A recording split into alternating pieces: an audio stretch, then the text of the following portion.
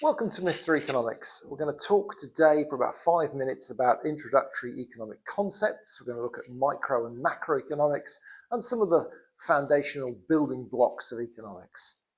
Let's go have a look. First off, when we're studying economics, we break it down into macro and microeconomics. And indeed, the exams that economists take tend to be broken down into macro and micro subjects. When we're looking at the world through the lens of economics, we're looking at the aggregates, macroeconomics, we're looking at the levels of unemployment, the level of prices, inflation, etc., and the value of all goods and services being produced that we call gross domestic product. On the micro side, we're looking in detail with a magnifying glass at the little building blocks of economics. We're looking at things like individual markets and consumers and their individual choices and the effects of things like taxes on individual prices and markets. Let's go have a look. Macroeconomics. So here are the big aggregate variables in economics. We step back and we look at an economy and aggregate up, for example, the price level or the value of all goods and services in the economy, and look at things like economic growth. How big is the economy growing against? Potential environmental damage, and things like unemployment and inflation. We answer questions like the effects of increasing government expenditure on education. What does that do, for example, for the growth in our economy? What about the increase in government expenditure? What will that do in terms of lifting demand in the economy? So macroeconomics considering all the economic variables in aggregate, and microeconomics here drilling down, looking at individual consumers and what happens. In our little example here, we've got some individuals. If we give them more money, what happens? Well, individuals with more money tend to go out and spend more. So we could come up with a theory that if we can increase people's income, they will go out and spend more in the economy, and we could test that. We answer questions like how much increased tax on alcohol affects the hospitality industry, and we look at individual markets and model that. Let's go see how we model it. So 4 things here. Economics is a social science. So the first thing about a social science is we're dealing with human beings who are inconsistent, and we can't just stop the economy and say, hey, freeze the economy. I want to go and test one individual consumer. We have to deal with this complexity in economics, and we deal with it using the concept of ceteris paribus. Ceteris paribus means all other things remaining equal, and we'll look at why we use that in a second. The second thing we do to manage economics as a social science is we're trying to make predictions. So we need to make statements that are testable. We come up with testable hypotheses. Third thing we do is look at the motivation of our economic individuals, our economic agents, the firms, the consumers, etc. Are we happiness maximizers? Are firms always seeking to maximize profit? We'll look at those assumptions. And rationality, what is it? Do we need rationality? So first off, ceteris paribus.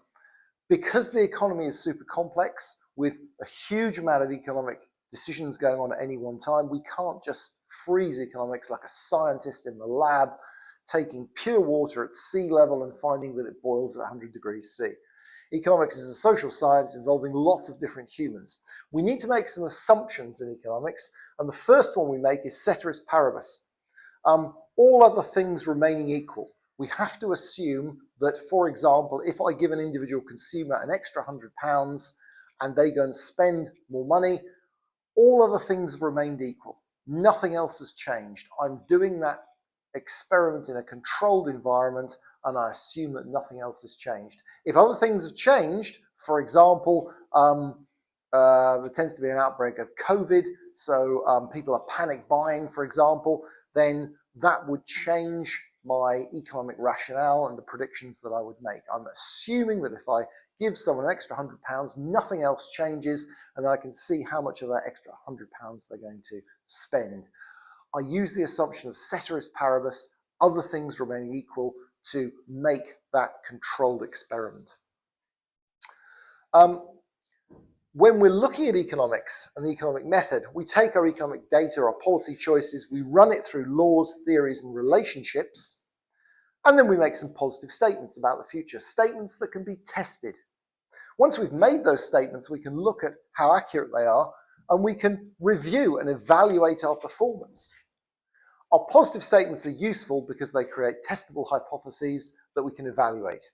Normative statements, saying what might be, which is untestable, or what should be, are not very useful in economics. Saying it would be a good idea for students to be paid an annual wage. I can't test anything about that. To say something like, if I paid students an annual wage, performance would increase by 20%, that's a testable hypothesis. Let's go and have a look at positive versus normative statements. I'm always trying to make positive statements in economics. These are the testable hypotheses. Higher wages will increase consumer spending. Is that testable? Yeah, sure it is. Positive testable hypotheses. I can look at higher wages and see if that increases consumer spending. Students should be paid a weekly wage, as we probably indicated. That's a value judgment. Okay? It's not a positive statement, it's a normative statement, it's not testable. General assumptions about humans that we make in economics. So first off, we're maximizers. As individual consumers, we try and maximize our happiness or utility, and firms try and maximize profits. We're independent. We're not influenced. Well, we are influenced in practicality, but to make assumptions about the future, we have to assume that all our human beings are independent. We have perfect information. If we're going to look at the decisions of humans, we have to assume perfect information. Later on, as we get deeper into economics, we'll see that actually we can vary that assumption for firms, for example, and see what happens. And we have to assume that humans are rational. Are they logical? Can they make consistent decisions? Can they rank their preferences? We'll have a look at that. Rationality then. We assume in economics we're logical decision makers. We're not swayed by emotion or persuasion, but we're using pure logic. And we're trying to maximize our utility, as we say in economics, which is essentially our happiness. We have to assume we're consistent and we can rank our preferences. If we prefer banana milkshake to cherry milkshake, and we prefer cherry milkshake to vanilla milkshake, then we should prefer banana to vanilla. This simplifies our modeling of decision making in economics and allows us to make predictions about the future when we assume rationality, we assume full information, and we assume human beings are trying to maximize their utility. However, in recent years, there has been a development towards behavioral economics, and we borrow here from the field of psychology, and we look at the field of psychology and how that affects our decision making. So worthwhile knowing that behavioral economics is a new and exciting field of economics that considers how psychological factors affect economic decision making. I hope you enjoyed this introduction to economics.